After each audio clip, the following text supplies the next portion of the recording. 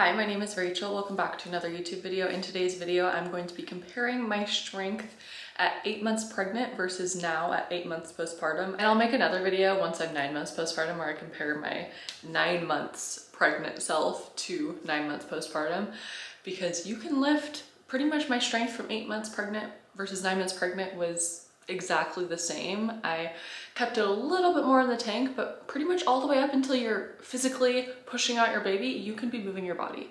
Pregnancy is not a time where you need to be fragile and sitting on the couch and doing nothing. You're gonna be in pain, you're gonna be aching, and you're gonna be hurting if you do that. I felt good all the way up until the very end. Honestly, when I was in labor, I was like, right before I started labor, I was like, I feel way too good to be this pregnant, because I was moving my body, I was staying strong, and I was staying healthy. Obviously, I'm not going all out PRs in a powerlifting competition, but staying strong in pregnancy is the best life hack to having a super smooth pregnancy and a super smooth delivery process.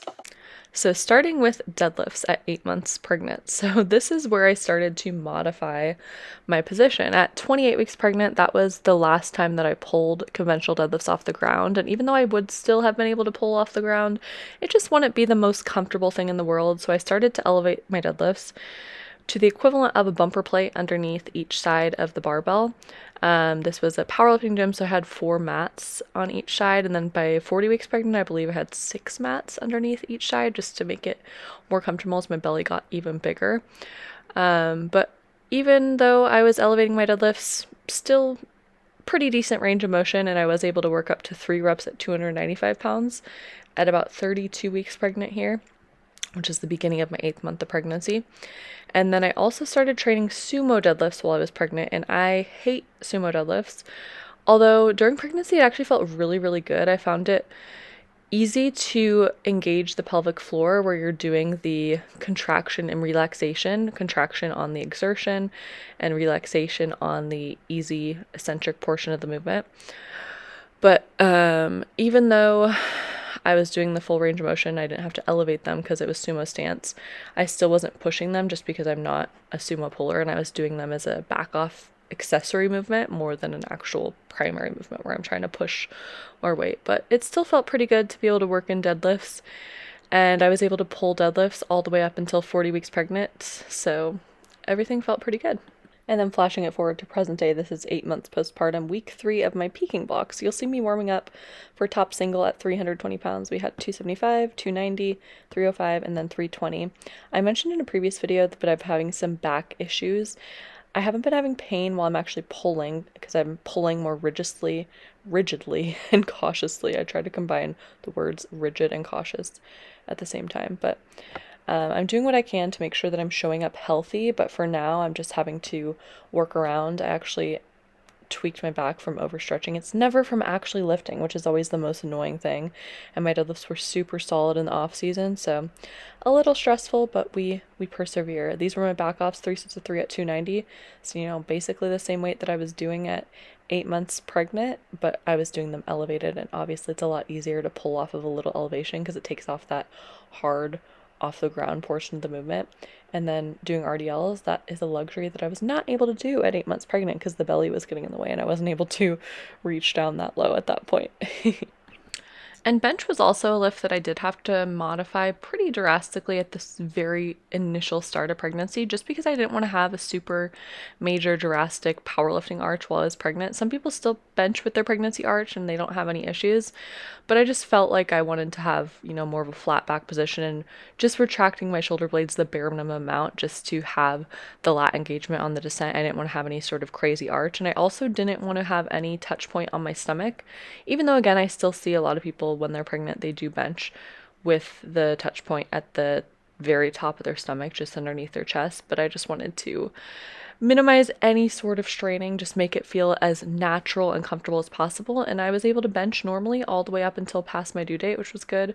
You saw me benching up to 140 pounds at 32 weeks pregnant, and I think I even got up to 145 pounds like literally the week that I gave birth. And then I'm just doing some backup sets. I also really liked floor bench, Larson bench Felt good for a while up until about halfway through my pregnancy. And now flashing it forward to 8 months postpartum. This is also from week 3 of my peaking block. So you'll see me warming up for a top single. I have 135, 145, and then 150. So 10 pounds heavier than you saw in the previous clip. But like I said, when I was pregnant, 40 weeks pregnant, I still hit 145. So a little bit stronger than I was during pregnancy. But bench has really been starting to gain some momentum. I'm hoping to hit 154 in competition, which I'd be really excited about, even though my competition PR is 165, because I'm now benching with a flatter back bench position. It feels cooler and it feels like, you know, I'm getting more of an upper body strength benefit.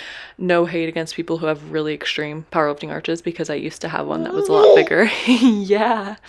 But I like benching this way. So it was a positive change learning about my new bench technique during pregnancy, and I'm just going to keep it in postpartum as well. And lastly, we have my squats at 8 months pregnant. Squats were by far my most shocking lift, because I was able to pretty much squat how I did before pregnancy, although I did have to widen my stance quite a bit because I was squatting with a narrow stance before pregnancy. But this was 235 pounds and it moved really smooth and easily, and that's what I'm planning on doing for my week 4 of my peaking block going into my next powerlifting competition. So basically, I'm lifting the same at 8 months postpartum as I was at 8 months pregnant, which is pretty crazy. Although I will say that I'm sinking my squats lower in a competition prep than I was here at 8 months pregnant, and my stance was wider. But I'd say the depth would be a little bit questionable. If you're going to be judging, the side judges might be red light on depth, just because that's not my priority to sink super, super low. Here's another angle here, and also better angle of the pregnant belly. But overall, squats felt really good. I mentioned earlier that sumo deadlifts was a really effective exercise for properly engaging my pelvic floor with the contraction on the concentric portion of the movement and the relaxation on the eccentric. And same thing with squats. I think that's why I really like training squats during pregnancy, because as you're going down, you know, you're relaxing your pelvic floor, and even though you have the weight of the baby pushing down on your pelvic floor, you're still able to strengthen that movement pattern by working your squat, because on the way up, when you're doing the concentric, you're slightly contracting the pelvic floor. And I do think that training heavy all the way up until birth led to me having a really positive medicated birth experience. I didn't have any tearing. Everything went really smoothly. So I definitely recommend still continuing to push yourself within your limits during pregnancy. And lastly, my postpartum squats. This was actually from 7 months postpartum, just before 8 months postpartum.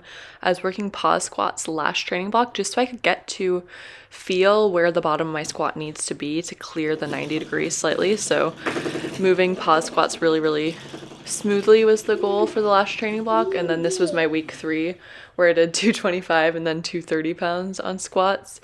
I still think that the 230 was slightly high. It was a little bit questionable, but I know it'll happen on competition day. Yeah. And then I'm still feeling good about 242 on competition day. And then you'll also see week 3. This is my secondary day, 200 pounds. Again, really focusing on sinking them, getting them to look better. It makes a big difference. Even just like an inch lower in your squats, you need to be honest with yourself. It can be easy to, especially when you're going up week to week to week, to keep pushing, and then your squats creep up a little bit higher. But I can guarantee that you're going to get more benefits. And then if you obviously do a competition, you're going to need to get all white lights to get the good lift. Alright, that is all for today's YouTube video. Thank you so much for watching. It's crazy that I'm already only 2 weeks out from my next powerlifting meet. I definitely don't feel like I'm in competition prep, but it's also just been because I've taken a very like laid back, casual approach, and I'm really just trying to see where I'm at. It's been a year and a half since I've peaked out my strength, so I don't have any idea where my strength is at, and I'm not hoping for all-time PRs. I'm not trying to rush being back at my strongest self, but I am just, you know, trying to see where I'm at and then having a fun day. Because powerlifting is just a really cool, fun sport, and I encourage you to try. If you're into lifting, if you're into being strong, sign up for powerlifting meet. They're all over the state. There's lots of different federations. I'm competing in USPA, there's USAPL, WRPF. Those are some of the most common ones. So if you're curious, definitely look into that and find a local meet, and then just sign up, just do it. and it'll be really fun chasing your strongest self year after year after year. I say this all the time, but it's a lot more motivating in the gym to be seeing what you can physically do versus what you're physically looking like. So that's why I love powerlifting, and it's just so cool to be passing up your old self. Even if you're not as strong as you once were, eventually you can. It doesn't matter how old you are, how young you are. That's what I love about powerlifting. There's people who are like 10 years old powerlifting, and then there's people who are 80 years old and they're still powerlifting and they're still enjoying it, having a good time. But anyways, in next week's video, I'm gonna do my last heavy singles of comp prep, and then comp prep's almost over, so almost competition day. But thank you for watching. I hope you have a great rest of your day, and I'll see you in the next one. Bye.